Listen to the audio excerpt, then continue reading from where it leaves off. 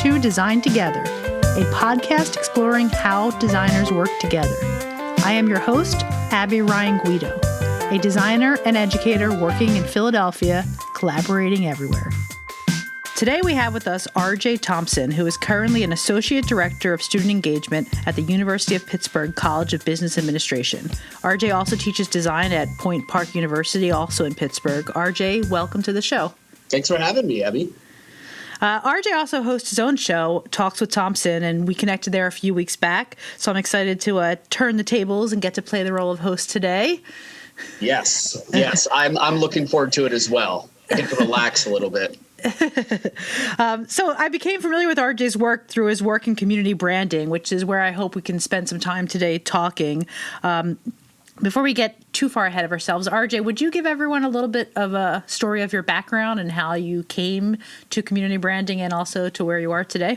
Sure. Yeah. So I'll try not to do a total deep dive, but I think one of the more interesting things about me is that I've been a graphic designer for 25 years. I started as a designer when I was 11 years old.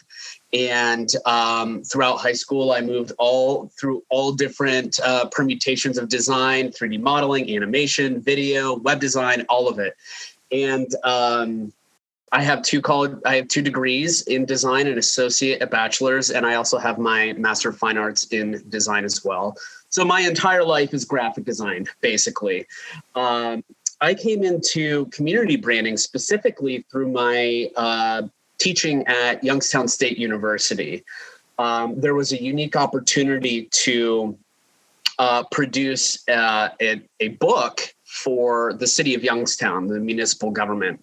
And through designing that book, we realized that, wow, the city of Youngstown actually has no discernible brand identity whatsoever. How can we attract businesses to come to this city and invest their money when we don't even have a marketing strategy for the community? So that's where that all started. And I was able to, over a 5-year period, I put a lot of time and effort into cultivating a new identity along with my students at the time. And eventually we launched it. There was a lot of grant money that came behind it to support the implementation.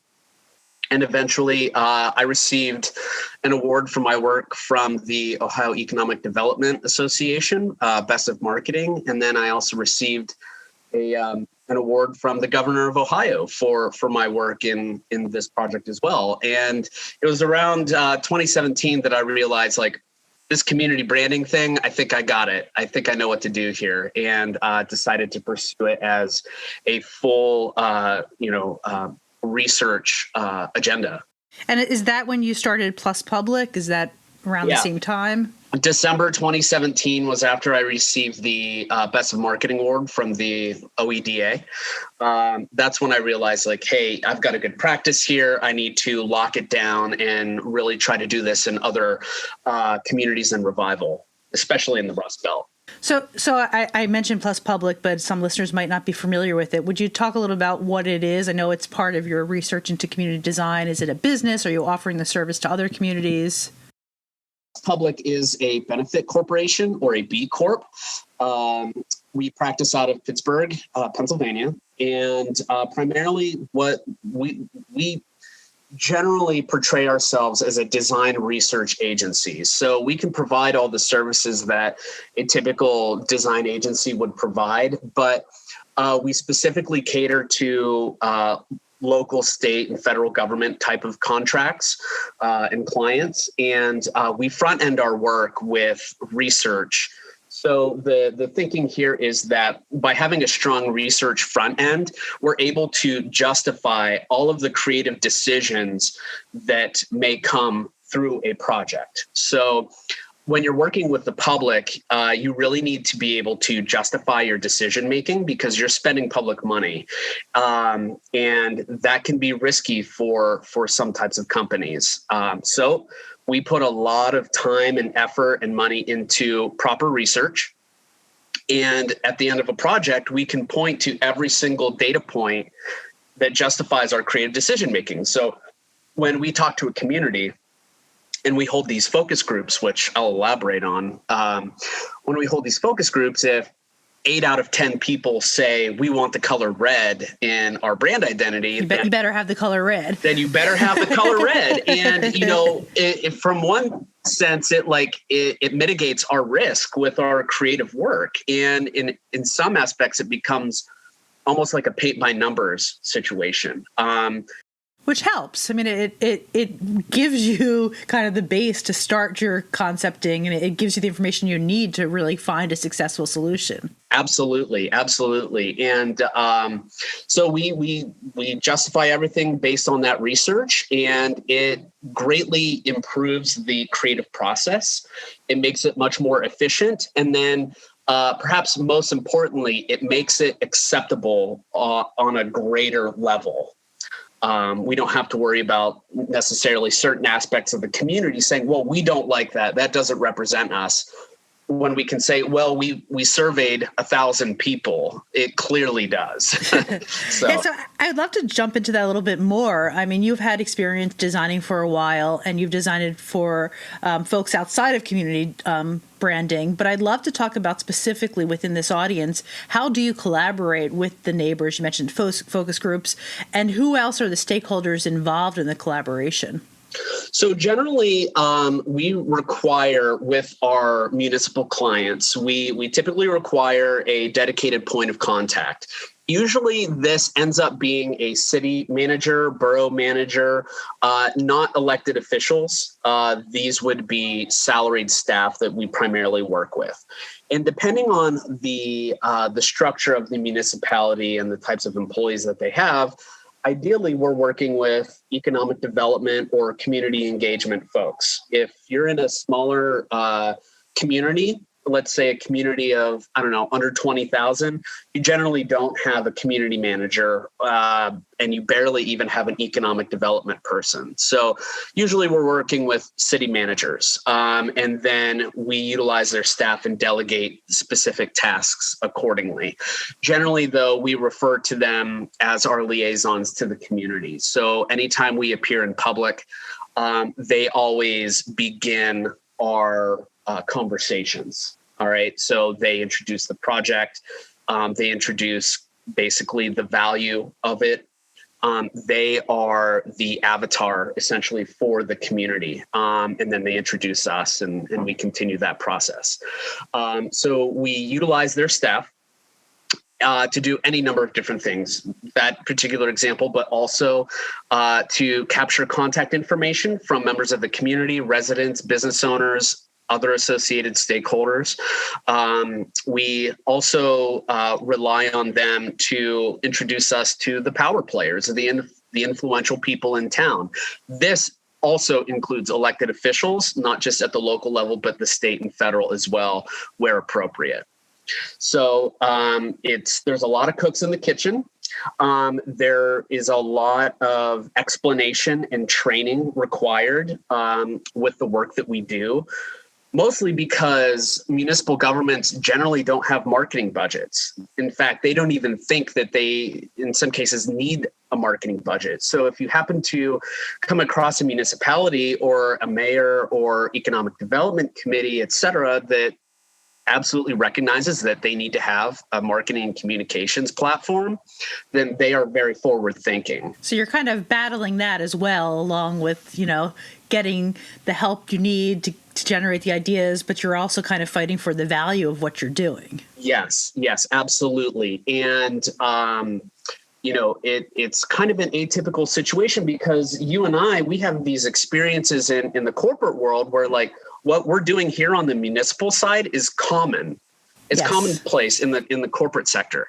And on the public sector, it's like, well, I don't know if we should do this. Is this really risky? So we spend a lot of time, dispelling those myths and those fears and training our clients in our process to get them to fully understand not only how research benefits the work that we're doing for them, but also how that research correlates into other areas. Now, when they come to you for the project, are they already sold on the idea that they know they either don't have any branding or they need to update the feel for, they have a sense that marketing wise, it would be good for them to have a cohesive brand for their area? So I would say in most cases, they don't have the language to ask for a brand mark or a brand identity. Their requests typically come by way of saying, we're losing residents, our population's declining, our Chamber of Commerce is weakened, our economic development needs a kickstart. Those are the types of phrases that they would use, and then it's up to us to translate exactly what they're asking for. So in some ways, it's funny, you talk about in the corporate world, we're used to this and we know the value, but in some ways you're coming in to save them, right? I mean, to really help them. It's actually more valuable than some of the corporate work because you're talking about a whole community that might be struggling. Yes. Yeah. Tens of thousands of people. I mean, Youngstown's population had 60,000 people. Just as a quick aside for the designers that are listening, I want you to just sort of think about the permanence of your work. Like Abby, I know that when you and I create something, we're probably of the mind this will exist for a few years and then it'll be refreshed, right? But when it comes to municipal branding, community branding, you may make something that lasts for 30, 40 years. That's incredible. Yeah. Isn't that insane? And that's one of the reasons why I really love this type of work is because of the permanence of it. It also has a wider audience than a lot of the things we're working on. I might be working on ice cream branding and I'm like, some people might like this flavor and buy it, but not everyone, right? But you're walking around a town where, this is everyone's identity in a way. So while you're working, I imagine when you're getting started, you talked about focus groups and you talked to all the stakeholders. Do they continue to be part of your process throughout? Here's typically what our process looks like. So there's any given project that we do, for example, Hermitage, Pennsylvania, where we're in the process of rebranding them now. We started working with them last January. So our projects are extremely long-term. So from a sales point of view, sometimes onboarding clients, like getting a new client, can happen really quickly. Sometimes it takes several months. So the sales funnel is very prolonged. But then when we're actually doing the work, it takes even longer. So with Hermitage, we've been into this program for over a year now. We've created the artwork. We've presented it to the powers that be. There's really great reactions to it, but we have to go through that political cycle of who approves this, right? And who's going to finance it. And there's a whole bunch of things there that we have to deal with. So in a sense, we have to have that some political, understanding of how these systems work. Nevertheless, once we do onboard a particular client and we want to start the focus groups, we have to put out a very wide call.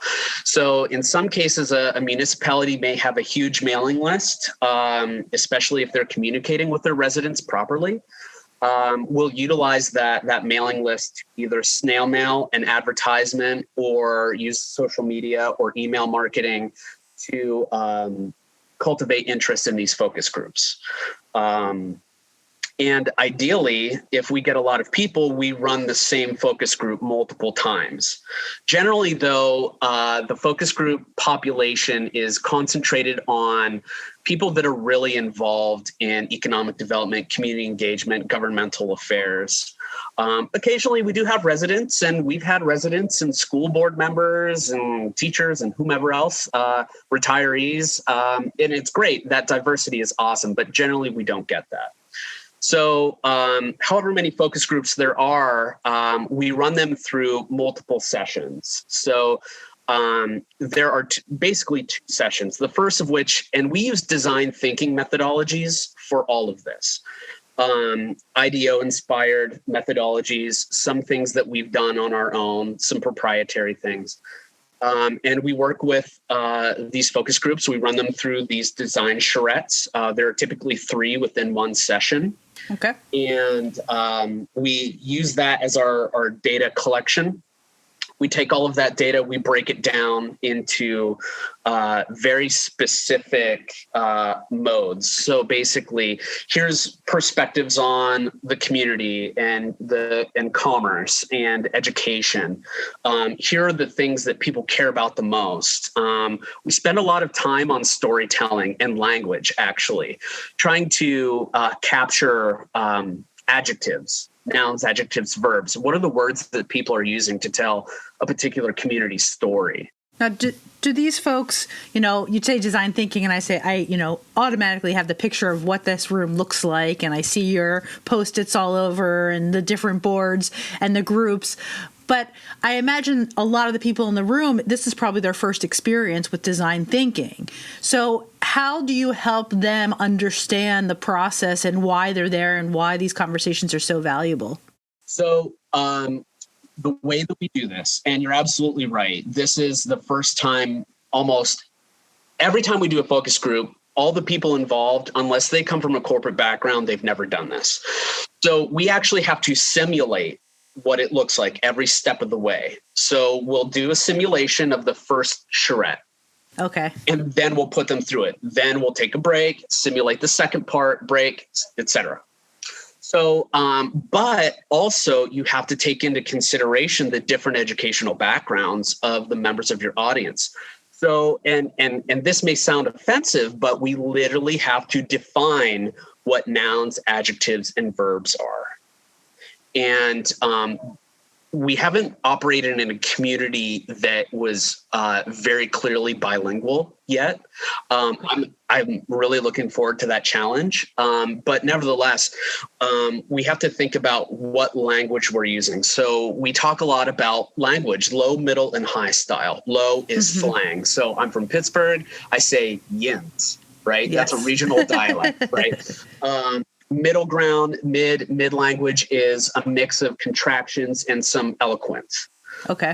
And then high style is like full on eloquence academic speak. So we really try to keep it in a low to middle range of language. So how I would explain a design charrette to you, an academic, is going to be vastly different from how I explain it to a 65-year-old retiree. Absolutely. Awesome. So you go through this process the first time, and this is your kind of initial research generating opportunity. And then I'm sure you go back and do some of your thinking and working. Now, do you see the same community members again? Yes.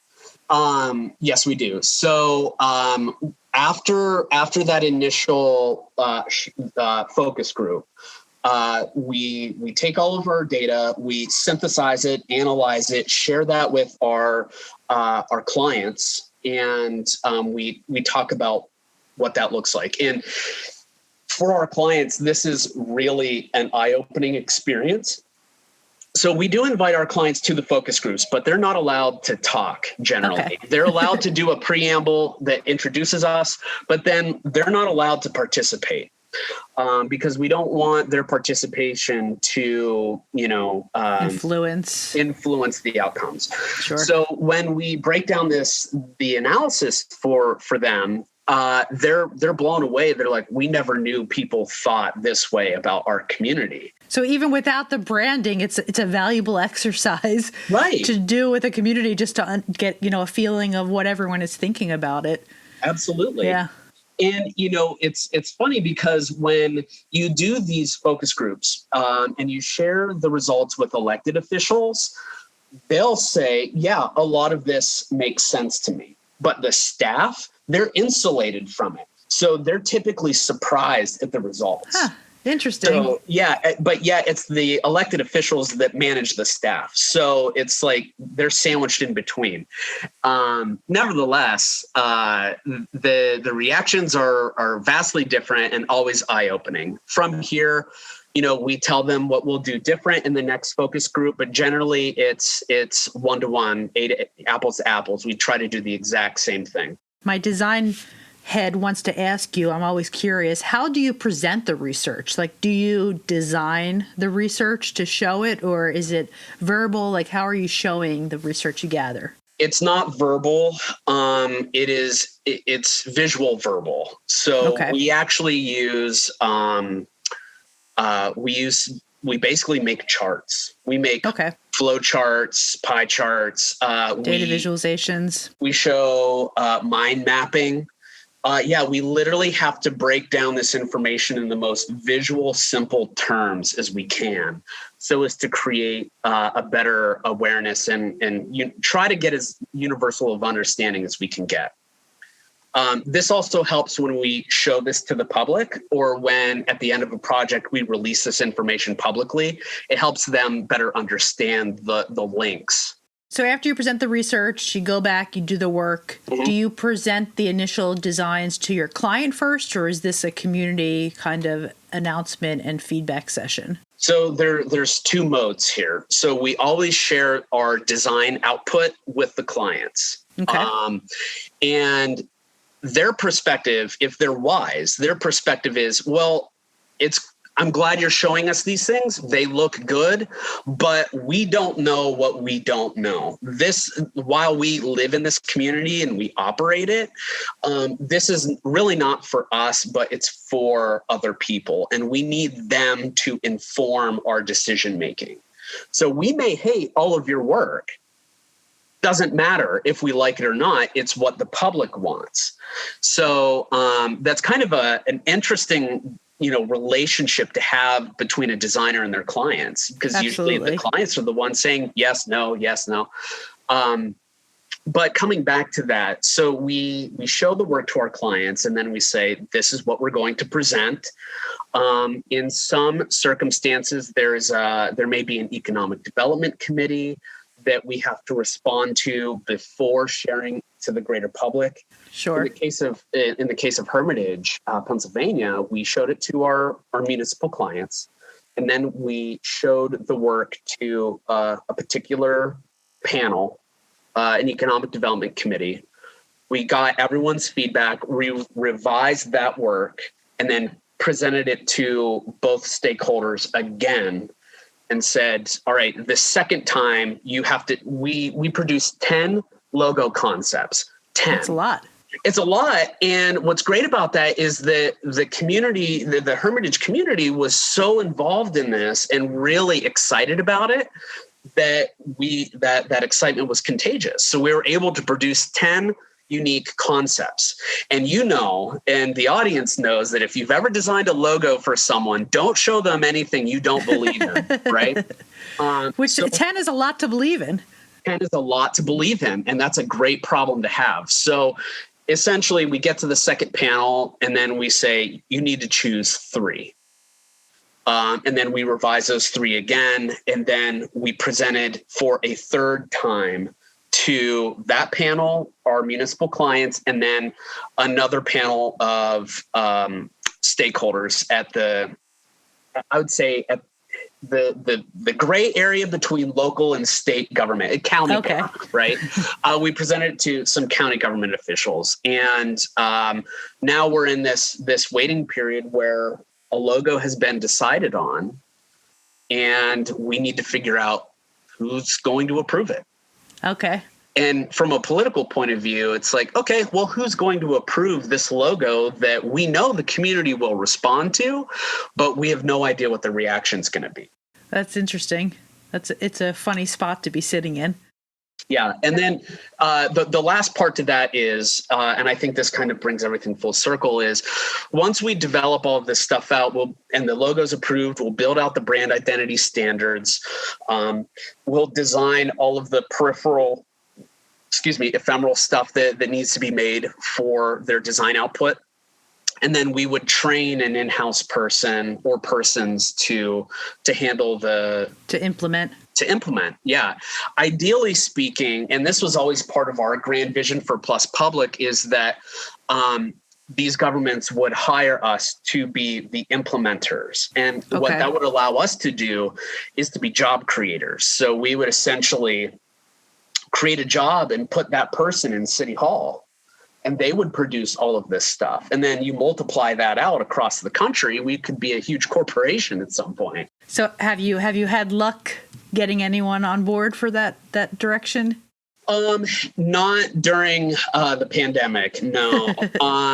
And honestly, like if while that is our ideal goal, the true practical matter is if a municipality never had a marketing budget before, it's going to be extremely hard for them to develop a huge marketing budget. Sure. Without making sure that the other parts of their governmental system are in place to sustain that.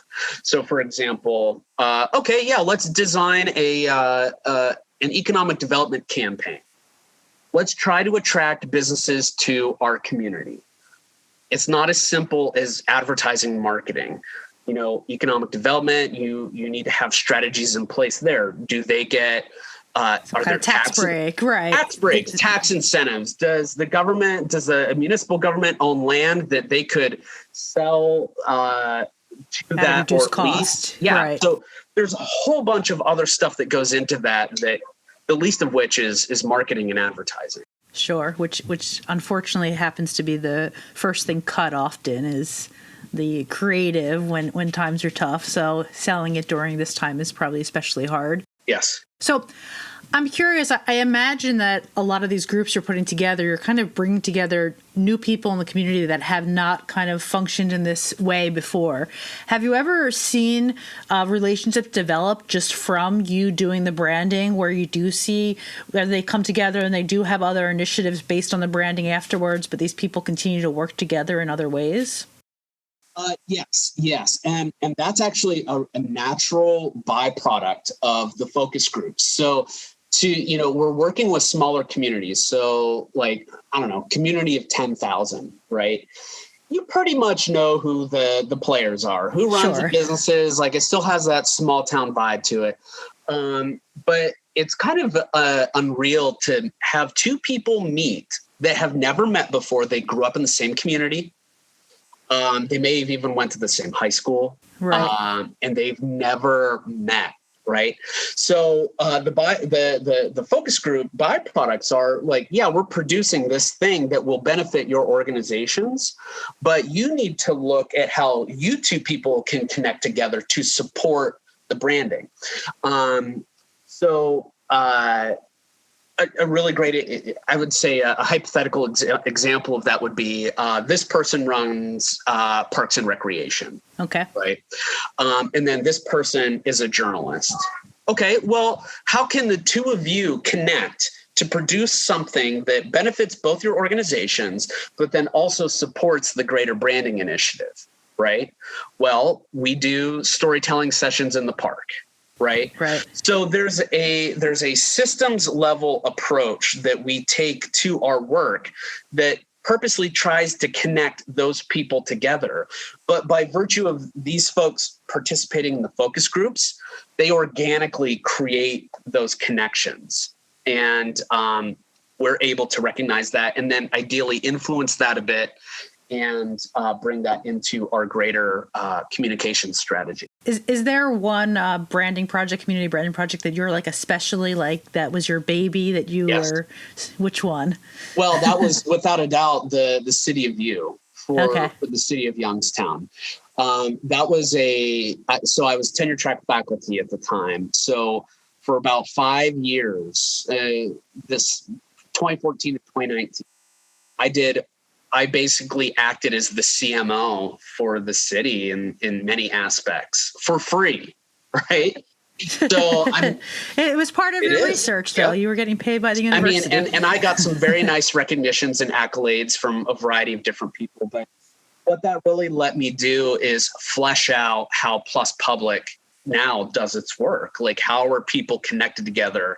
How do you take the 6 degrees of separation and narrow that down and get those people to work in accordance with the greater branding initiative? And in Youngstown, the temperature, the ecosystem was right for people to partner and create a lot of high level impact. And it was amazing to see.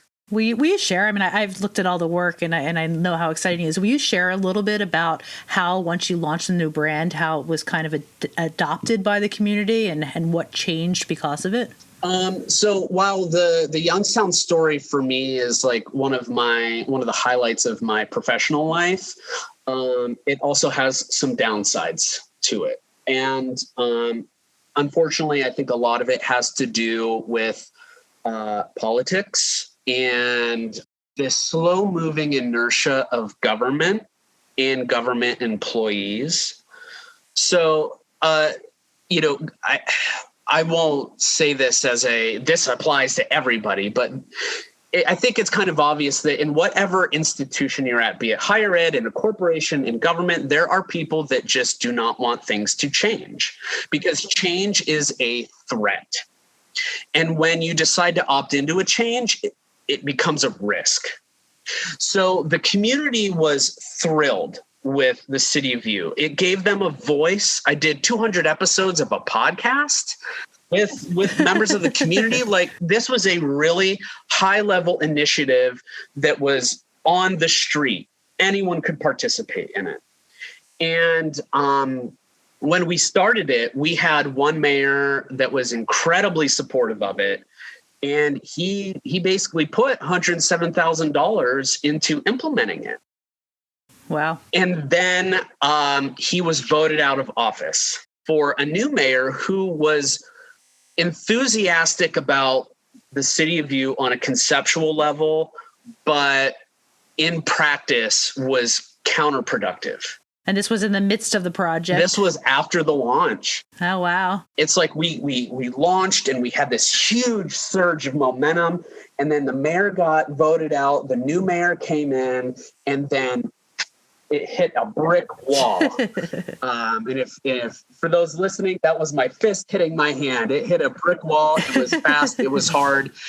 And the impact of that was deeply depressing. I'm sure, which is something totally different for designers. Like, we don't often, unless you're working in politics, you don't experience, in the same way how a project can shift. And so when new leadership takes place, old leadership and those that were associated with old leadership are gone. Yes. They're either de-emphasized or they find a new job and move on, or they're politely asked to leave. And that's kind of what happened with the City of View. So all of my people on the government side, they basically either were given new directions or they quit or whatever. And all of the momentum I had been building up to that point, which I think was about 3 or 4 years worth of time, hit a brick wall. And all of a sudden I've got people saying like, hey, what's going on with the City of View? And I have to say, go talk to the new mayor. That's a hard one. It was a tough pill to swallow. And, there were some folks within government that they just did not want to do anything. They wouldn't approve expenses, but then they would expect like a lot of high level results. And it's like, how do you expect me to get results if you won't approve the expenses? So eventually, after that, the combination of that hard transition in government on top of my position at Youngstown State, which was seeing and still continues to see, from my understanding, deep enrollment decline, and how that affected the faculty, I ended up leaving that position. And so the City of View is essentially just like a graphic on a backdrop that the mayor uses when he gives a speech. Oh, that's heartbreaking. Yeah. Do you think, or have you, after experiencing that, is that part of the conversations you have with new clients about, a transition plan? Because there will always be a new election and new voted officials. Do you address that differently now, having experienced it? That is, so Youngstown is without a doubt like my celebratory story and cautionary tale. Right. And, I feel confident in knowing that what I built, the foundation is there, and it will be there later when someone chooses to act on it. So I feel confident that we'll see it again. But the municipal structure, the government structure of municipalities is different across the board. For example, in Hermitage, I haven't, to the best of my knowledge, I haven't interacted with any elected officials. Huh, right? Interesting. But in Liberty Township, that's all I dealt with. And Okay. a lot of it has to do with like sometimes the elected officials, like they just don't know these things and they can be hard to work with. So for like Liberty Township, which is north of Youngstown, we did an amazing project for them. It looked awesome. We were so proud of it. And then I left Youngstown, and their council president basically got upset with us because I left. And he's like, who's going to do this work? And I'm like, we're still here. But instead of I'm just not physically But instead there. of continuing that conversation with us, he ended up just delegating everything to the police chief's son-in-law, who was like a sophomore graphic design student. And all of that work went to waste. And then eventually, about a year and a half later, they hired another firm to do brand new work that wasn't researched or vetted or anything. It was just merely what that council wanted. So there are a lot of violations with that, with the public trust, in my opinion, based on what I know of it, which may be little, but nevertheless, like every situation is different. Every situation is different. So you can't kind of go in and give them the warning that, you know, they're on the clock because there's an election in, let's say, a year or so. Well, I give them the warning, and then I say, don't do this work if you can't sustain it. If you know you can't sustain it, don't do it. Don't do it. Or better yet, give your money to a chamber of commerce or, you know, a regional economic development entity and let them own it. Keep it out of politics. Are there any branding projects you have done that have launched and that you've seen a full, you know, adaption of and a change in the community because of the new branding? Well, again, Youngstown would be a huge example of that. And even Liberty to an extent. My partner and I, we have full-time jobs. We're both teaching, and we try to do our projects sporadically. So we're a company that makes money, but slowly and infrequently. Sure, right? sure. I understand that being But nevertheless, like Hermitage, without a doubt, will be one of those. They've been extremely forward-thinking and progressive. And I don't mean the political variant on that word progressive, but just very excited in moving forward. And I think they understand the full scale of what they want and what we're trying to do in response to their needs.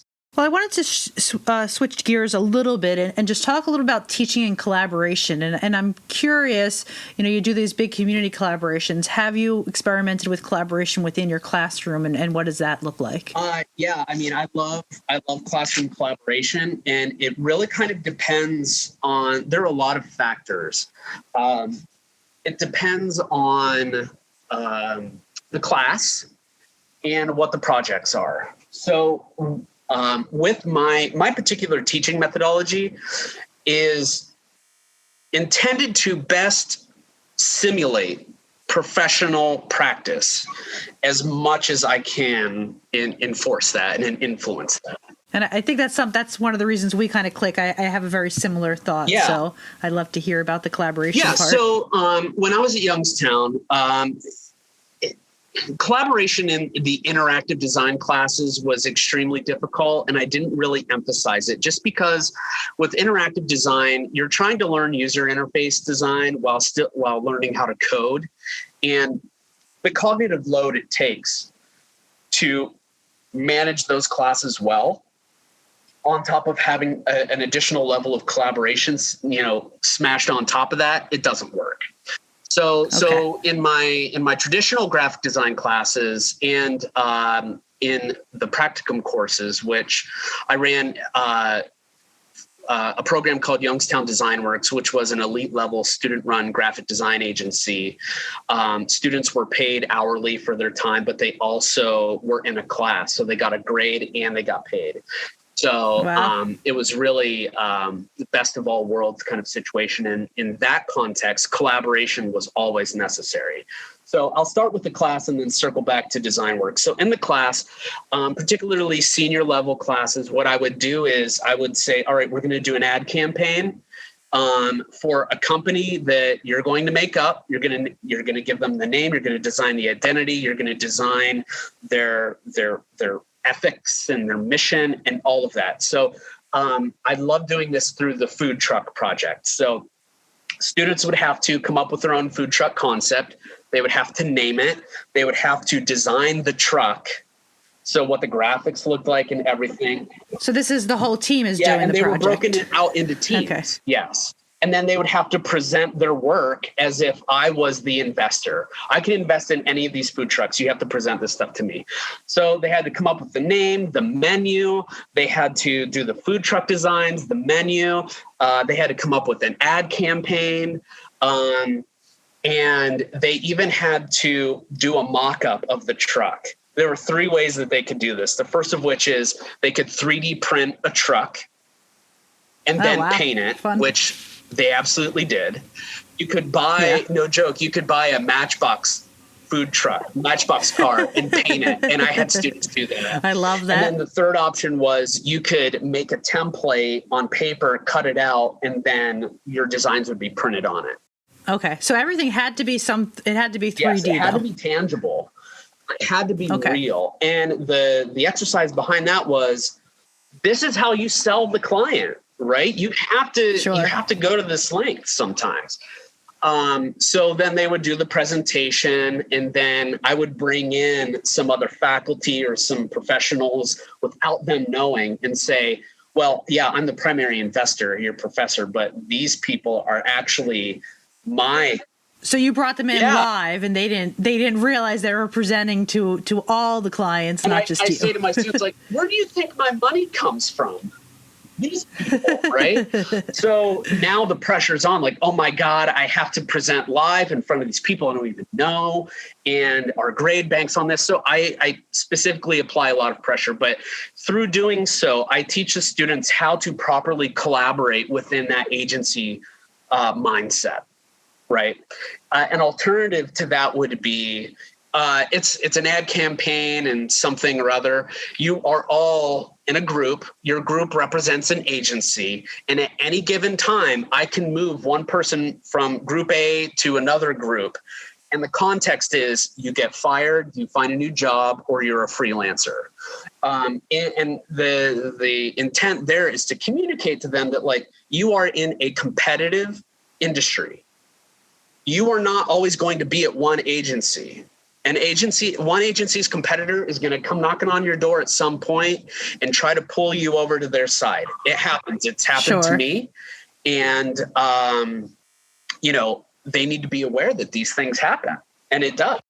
And then the team that is getting the new employee has to also understand how to onboard them and how to get them up to speed. They have to do the onboarding. And so I properly train them on how to do that. Here's project management 101. Here's what software you use, Dropbox or whatever. Here's how you do it. Keep it simple. And how did the students react to these moves? So I remember one time I did it. So like they would have studio classes, and it was like the second class after I introduced the project. And one student was asking me too many questions. So I'm like, okay, pick you up, set you over here, answer your questions for you. And they're just like, what the hell, man? And like, they're really upset about it. And then, and I would always tease them. So I think for the most part, the students took it well. They had fun with it, and they knew it was coming, and anyone could have been chosen at any time. How long was the project? Was it all semester? No, it'd probably be about a month to a month and a half long. And then towards the end of the project, like right on the deadline, students, I hope that they weren't pulling late nights, but nevertheless, I would say this is the last class before submission. And then I would take like the most valuable player of a team and transition them to another team where they were effectively useless. And that was, that's a hard lesson to learn, but that happens. So that's when the students would get upset about it. And they're like, how can you take me? I'm leading this team. You take me away from it. And now I'm a part of this team where I'm doing nothing. And I'm going to get the grade that they get for. I was going to ask, how does the grading work? Whatever team you're a part of is the grade you get. Make sure your work is as good as humanly possible. Did the students come to your class? Like, were there rumors that this is how it's going to run? Do they know what was going to happen? I had a reputation for this, no doubt. But the students that understood the real world practical applications not only anticipated it, they looked forward to it, because my methodology is in stark contrast to that of my peers, where their classes are very protected. This is a place where you can experiment and express yourself, and it's relatively risk-free, and there's not a lot on the line. And in my classes, it was on the line all the time. It's a nice contrast, and I'm sure the combination is good to have those classes where you kind of know what to expect and how it's going to go, and then to throw some in where you're going to get thrown those curveballs. Do you see the students that experiencing that working collaboratively continue that even on individual projects? Does it change how they think about design? Yeah, it really does. And in fact, I would say the students that really take a project like that and take it very seriously, they're the ones that get jobs quicker. They're given more responsibility in their jobs. They may at times be better performers academically, but not always the case. But generally, those folks, they're very serious in their mentality. And I found that those folks prosper a bit more and faster than those that decide to be more passive on a project like that.